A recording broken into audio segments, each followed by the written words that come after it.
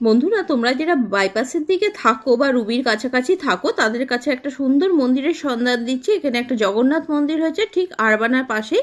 দেখো, মন্দিরটা খুবই সুন্দর তৈরি করা হয়েছে, একদম নতুন, অপূর্ব সুন্দর একটা ঝাড়বাতি দিয়ে মন্দিরটা ভেতরে ডেকোরেশন করা হয়েছে। আর যারা বেহালার দিকে থাকো তারা 18B/1 বা 18C-তে খুব সহজেই চলে আসতে পারো।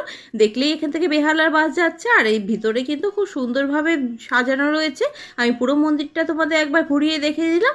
আর স্বয়ং জগন্নাথ দেখে এখানে সুন্দরভাবে বিরাজমান করছেন। আর জগন্নাথের এত সুন্দর দর্শন পেতে তোমাদের কিন্তু অবশ্যই চলে আসতে হবে আরবানারই পাশে একদম এই মন্দির। তো তোমাদের দেখো কত সুন্দর জগন্নাথ দেবের মন্দির। এত সুন্দর জগন্নাথ দেবের মন্দির দেখতে সকলেই কিন্তু তোমাদের আসা চাই। মন্দিরটা কিন্তু আরবানার একদমই পাশে। আর ভেতরে সুন্দর কুলারের ব্যবস্থা রয়েছে গরমের জন্য। আর এই মন্দিরের ভেতরে এই ঠাকুরটা কিসের তোমরা কিন্তু অবশ্যই জানিও, আমি কিন্তু জানি না, তাই তোমরা কমেন্টস করে জানিও এটা কিসের ঠাকুর।